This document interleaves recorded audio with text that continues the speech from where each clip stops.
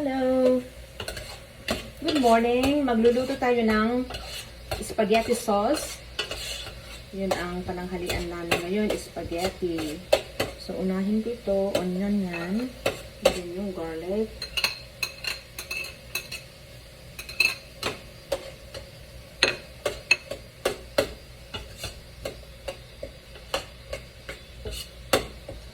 Sausage, ito yung gagamitin ko ngayon.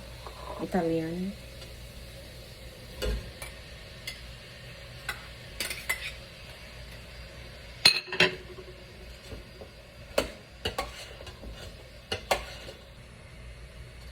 Lagay ko na ang asin at saka pepper.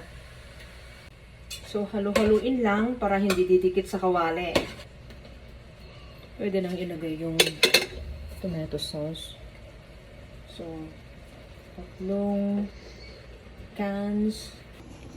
So, ito ngayon yung ating spaghetti sauce.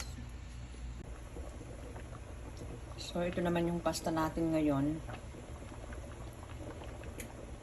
Malapit na. Ito na. This is our lunch for today. Okay guys, thank you for watching.